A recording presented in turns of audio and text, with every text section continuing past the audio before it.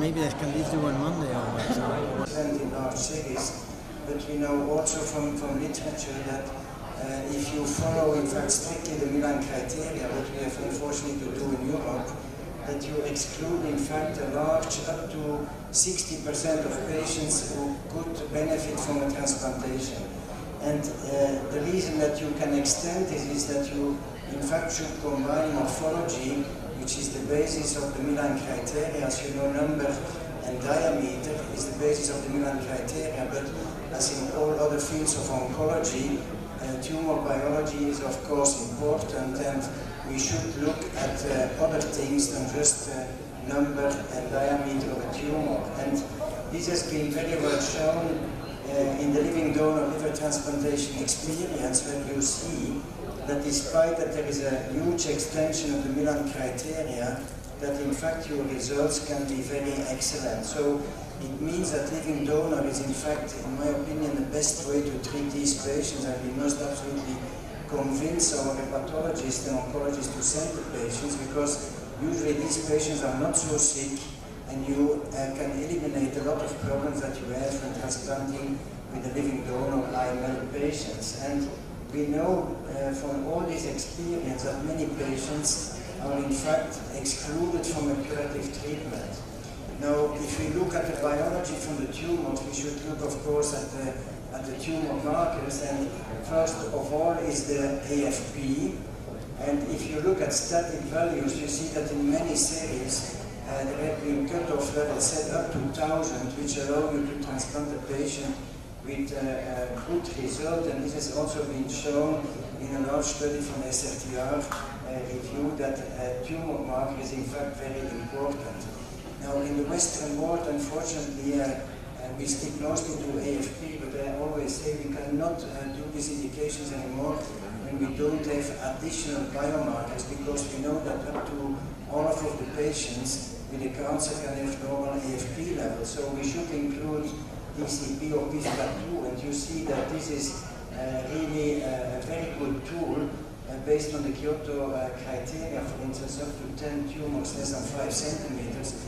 If you combine this with a favorable DCP of PIVKA level, you see that you have almost no recurrence. And DCP is in fact very important. We studied also this largely in our center. We are one of the few in Europe who do this. It is a good marker for microvascular invasion. So it means when you have a very high DCP, that the chance that you have a microvascular invasion is important, and we know from literature that if you have a microvascular invasion, that your recurrence-free survival is reduced by at least 25%.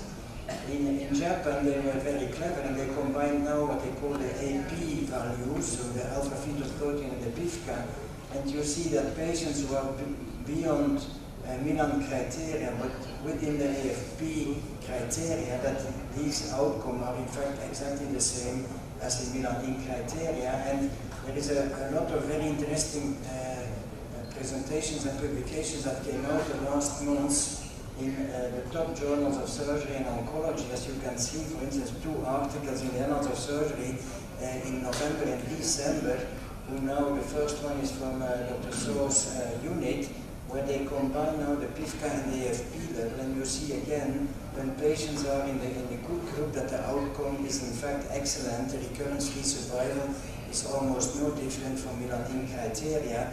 And the New York group from Jean Hamon, they also looked at other parameters, as you can see here, combining again AFP with the morphology of the tumor. And again, you see that patients who are Milan out, but within what they call moral scores, it is also moral scoring in SNOH, that the results are in fact excellent. So we should look at other ways. Now, static tumors, biomarkers is a good thing, but it's not used in oncology at all. So we know from all studies that is published that dynamics of a tumor always overrules the static behavior of a tumor of knowledge, and this has been very well shown in a French study, where you see that if the patient has a progression of AFP of more than 15 nanograms every 15 days, that the outcome is very different.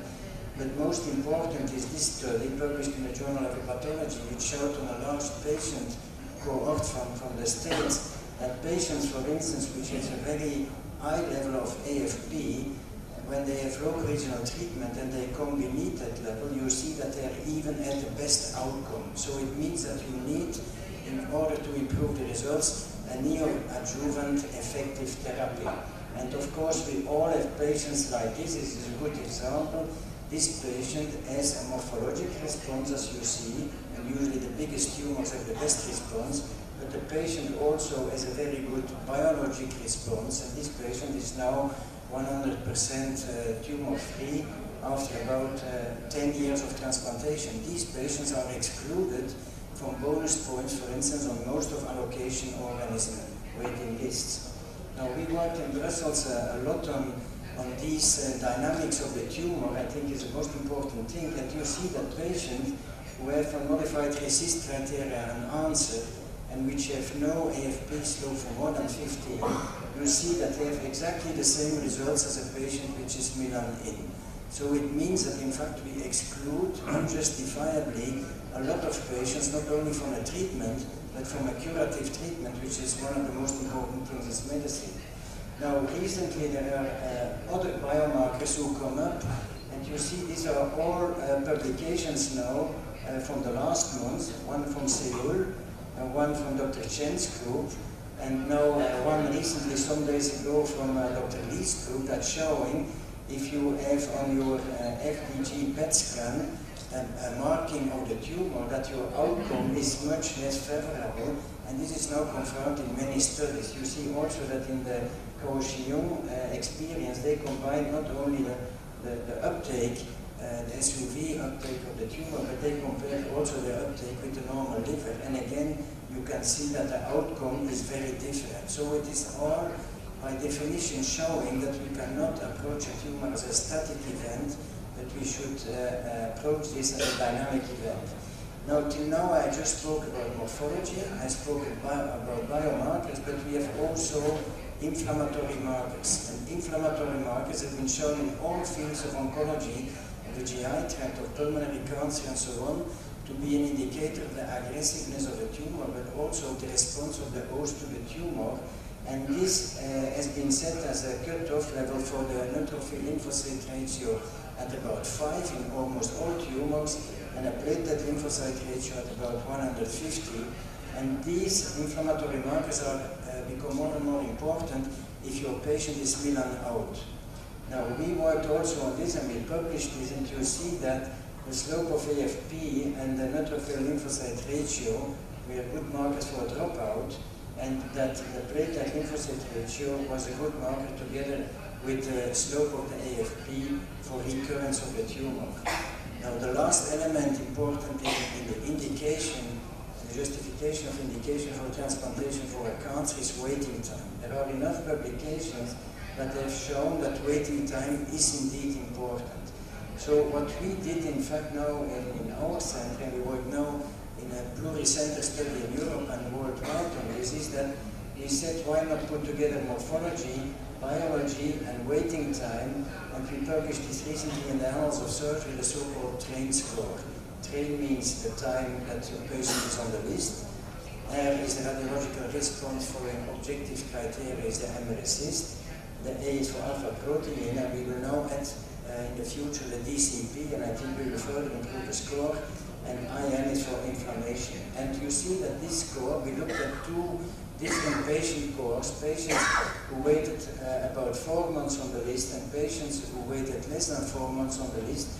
And you see that in an intention to treat survival, it's not at moment of listing, that the TRAIN score was in fact able to differentiate these patients in an important way, and that also the recurrence rate can be predicted better by the score. And you see what is important for me is that the survival intention to treat is lowered by 4 times, and the recurrence rate is augmented by 4 times if your TRAIN score is more than 1. And this explains also, as you can see, why some Milan-in patients rapidly recur after transplantation. We have all this experience that we selected a very good patient, and he has, despite this, a very early and rapid recurrence. And we see that in the short waiting period, that all patients with more than 1 of the TRAIN score all died within 2 years of their tumor recurrence. Now, we are gathering results from several centers over the world because we want to have patients from the States, from Asia and from Europe, and we contacted several of you, and you see that we have now a cohort of more than 1,000 transplanted patients, and you see that the outcome of 10 years is 52%. We adapted now the score already with including, it's not yet published, living donor liver transplant patients, and you see that the result is exactly the same. But what is important is that now LDLT seems to be a protective factor, but most of all, if we classify the patients following the Milan status, you see that the results, if you are Milan out, or you see here, the patient is here Milan in and here Milan out, that the results are exactly the same. But the main difference is that in the TRAIN score, 25% more patients could be transplanted without compromising the results. So in summary for this score, what it shows is, in a training set and now in a validation set, that you can transplant 1 out of patient more, but importantly, we don't influence the result because there is not a higher recurrence rate and the survival is the same. And moreover, we think in the initial analysis that the TRAIN score is the best predictor of microvascular invasion. So to conclude, what is in blue is in fact the criteria we use now to include patients for transplantation. What I just showed you is all what is in black. We have now a differentiation of the tumor if we do a biopsy, but I don't think we should do this. We have the markers which are static and now dynamic, which is more important. We have the inflammatory markers, and we have now recently demonstrated in the literature the importance of the radionuclide uptake by your tumor, which is a sign of aggressiveness. If we combine this now with living donor transplantation and with deceased donor, we should treat the patient. This is what we usually do. We try to downstage the patients. We control more the factor tumor, and we go to a living donor, we control also the factor time. And there are much more, of course, elements that will be added in the future. I think this will be a question of money and economy. I don't think we need all this genomic analysis of the tumor. We have enough simple evidence here that we, with all things that we have available, when we see for the first time the patient, can orient better the indication in a justified way. So this is my last slide. This is what we have to do today.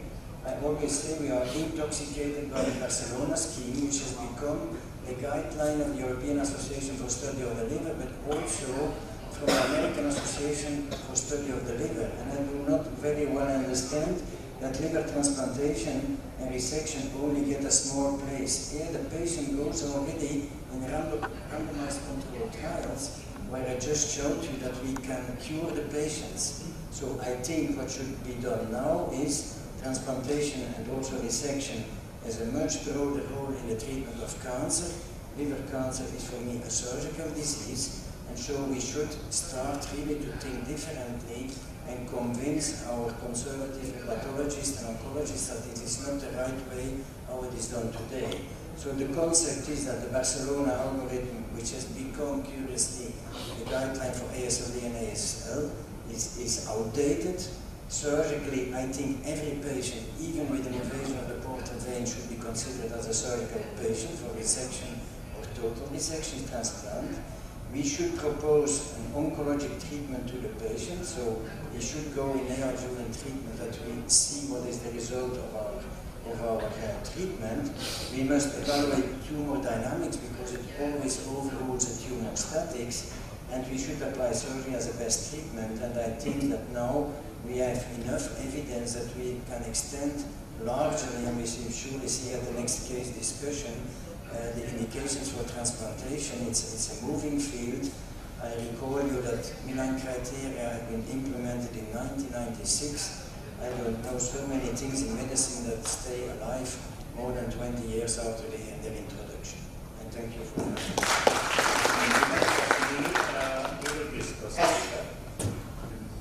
The patient was the 61-year-old female. She had happy-related tuberculosis. 2009, in June, she was evaluated at our hospital. She visited our hospital due to the upper GI bleeding, Barrett's bleeding. At that time, the CTP score was 5, the belt score was 9. So we can see engorged coronary vein on the CT scan, and we can see the esophageal barracks on the duodenal fibroscope. We conducted EDL, endoscopic peritoneal ligation. The laboratory finding revealed thrombocytopenia, but liver function test shows the normal result. The AFP and PIPCA was not checked at the time. 8 months later, she was followed in our department, pathology. The follow-up CT scan revealed suspicious for HCC, and there was suspicious reason for the segmental foramen thrombosis. At that time, AFP level was the 41, and our pathologist conducted TACE revealed tumor staining in the Lipid test. At the time, CTP score was 5 and belt score was 9. 1 month after the first TACE, there was the compact lipidal ligation and the follow-up CT scan. And there was also compact lipidal ligation, suspicious reason for the foramen tumor thrombosis. At the time, CTP score was 9, belt score was 5, belt score was 9. And there was the thrombocytopenia. And after TACE, the APP level was lowered from the 41 to 21. 2 months later, the follow-up CT scan showed the HCC progression. You can see the washout of the lipidal and the primary region and the foramen thrombosis. At that time, the foramen level rose up to 2.8. The AP level was also increased to 480, and the PIVCA2 level rose up to 129. At that time, the CTP score was 7 and the belt score was 13. And so we performed the second TACE. You can see tumor staining on the hepatic angiography. Then 1 month later, she showed deterioration of the liver function. The platelet count was further decreased to 35,000, and albumin level was also decreased to 2.2. Protein level rose up to 5.5. The AFP and PIVCA2 level after second TACE decreased to 36 and 24. You can see compact lipid uptake in foramen thrombosis and the partially lipidolized mass, the 76. And there was more prominent splenomegaly and coronary barracks. And we checked the PET scan at that time. The PET revealed partial uptake in the main mass, but no uptake in foramen thrombosis. At that time, CTP score rose up to 10 and belt score rose to 21.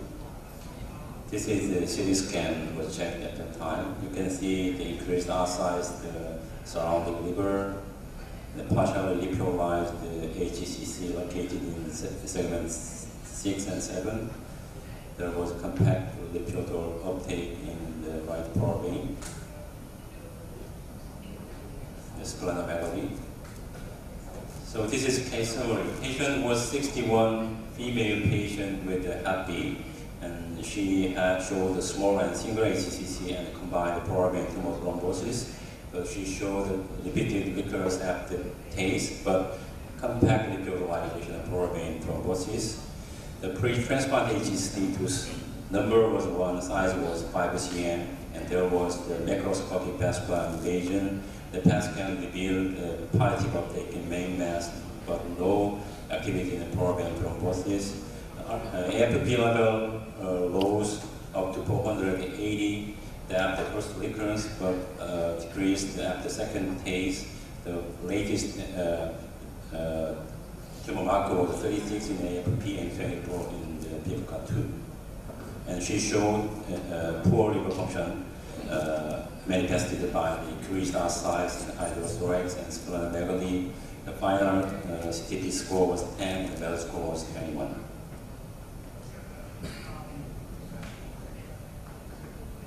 That's wrong. Yeah, that's So maybe the more discussion information. should come again